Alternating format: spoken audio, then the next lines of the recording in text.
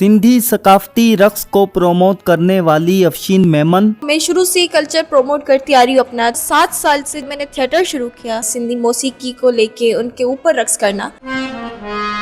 शौक ऐसे था कि मैं जिस घराने से बिलोंग करती हूँ वो सिंधी घराना है, और बचपन से ही उस कल्चर के अंदर जब आप बड़े होते हो करते हो तो वो आपका लगाव हो जाता है। और सिंधी कल्चर और सिंधी सकाफ़त ऐसी है जिससे हर किसी को इश्क हो जाता है ना।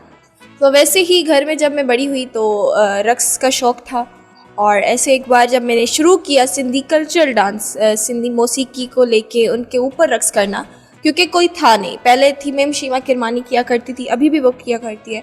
उनके बाद मैम स्वाई अबड़ो आई, उन्होंने कुछ वक्त तक सिंधी रक्स किया। उसके बाद मैंने इस फील्ड के अंदर या बोले सिंधी कल्चर के रक्स के अंदर कदम रखा। उसके बाद मेरी ऐसे शुरू हुआ। आपने ये फ़न कहाँ से सीखा? उस्ताद गुरु कौन है इस फ़न में? इस फ़न में मेरा कोई ऐसा उस्ताद नहीं है, और मैं बोलूँगी कि अगर जब मेरा कोई उस्ताद है तो वो मेरे पेरेंट्स हैं, मेरे फादर और मेरी मदर हैं। तो जब भी मैं कोई कलाम लेती थी, क्योंकि मेरे सॉन्ग्स की जो सिलेक्शन होती है वो मेरे फादर करके देते हैं या कभी मेरी मदर करके देती हैं। फिर जब मैं कोरियोग्राफ करती हूँ उस पूरे रक्स को, उसके बाद जब मैं उनको दिखाती हूँ फाइनलाइज करके, तो फिर वो बताते हैं कि इसको ऐसे करो, इस बीट पे ये चीज़ अच्छी नहीं लग रही, इसको ये सेट करो, इसको ये सेट करो।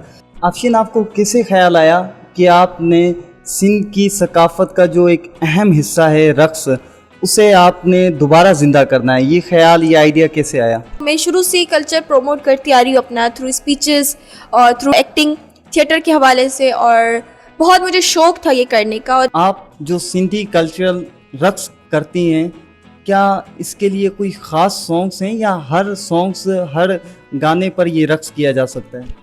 जैसे कि बहुत सारे सुर है और बहुत सारे डिफरेंट रिदम्स पे गाना गाया जाता है, तो उस हवाले से वो एक मखसूस नहीं होते। मैं कहूँगी कि किसी भी कलाम पे रक्स किया जा सकता है, और बेसिकली तो वो होता है कि शायरी को देखा जाता है। मैं ज़्यादातर शायरी पे फोकस होता है मेरा।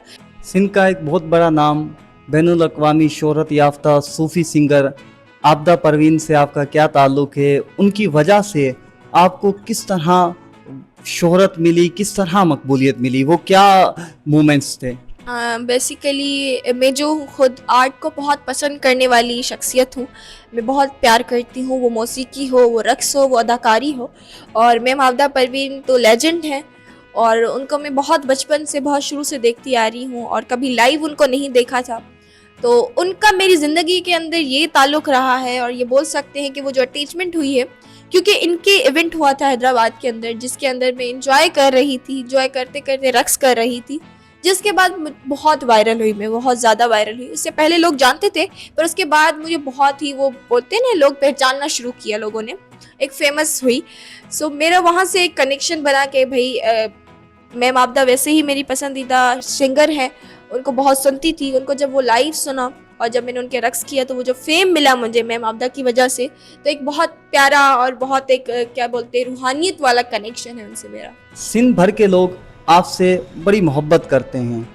अब तक आपने सिंध में कहाँ कहाँ परफॉर्मेंस दी हैं और कहाँ कहाँ आपको इनामात से नवाजा गया है?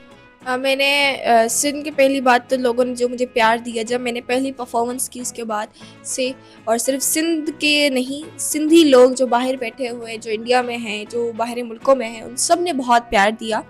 और मैंने सिंध के डिफरेंट इलाकों में रक्स किया है। मैंने सक्खर में किया है, और मैंने मिठी थर पारकर में किया है। उसके अलावा मेरा हैदराबाद में मेरी ज़्यादा परफॉर्मेंसेस हुई हैं। आपको आर्ट से बड़ी मोहब्बत है, तो कौन से शायर हैं जिन्हें आप पसंद करती हैं? शाह अब्दुल लतीफ़ भट्टाई, जिन्होंने सिंध को अपनी शायरी के अंदर, सिर्फ सिंध को नहीं, सिंध के कल्चर को, सिंध की बोली को, सिंध के लिबास को, सिंध के खानों को, हर चीज़ को जिस तरीके से दुनियावी लेवल पे लोगों को दिखाया है, अपनी शायरियों के अंदर, अपनी किताब के अंदर, अपने खुद के ज़रिए दिखाया है। मैं कहूँगी कि कोई और शायर नहीं है जिसने खुद के कल्चर को इतना दिखाया हो। कोई शेर ख़ास जो शाह साहब का आपको याद हो?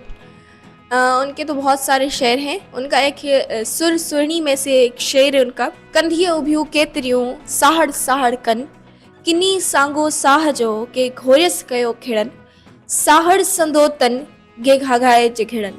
तो तालीमी सिलसिला फिर किस तरह आपका चल रहा है? हाँ, बेसिकली मैं कहूँगी इतना वो फ़र्क नहीं पड़ा, क्योंकि बचपन से ही मेरे ऊपर डिफरेंट रिस्पॉन्सिबिलिटीज़ आ गई तालीम के साथ साथ।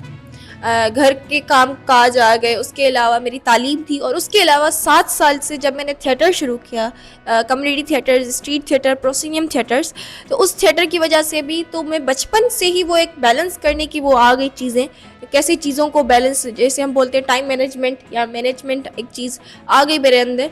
हुकूमत सिंध और बिलखसूस कल्चरल डिपार्टमेंट को क्या मैसेज देना चाहेंगी जो आप समझती हैं कि इन्हें ये बेहतर करना चाहिए? मैसेज देना चाहूँगी कि जो हमारा कल्चर है, जो बेसिकली ख़ास तौर पे जो लोग हैं, जो लोग आर्टिस्ट लोग ख़ास तौर पे जिनकी मैं बात कर रही हूँ, जो सदियों से सिंध की धरती पर रह के सिंधी कल्चर के लिए और सिंधी नाटक कर रहे हैं, सिंधी मौसीकी के अंदर इन है सदियों से, उन पे भी तवज्जो दी जाए।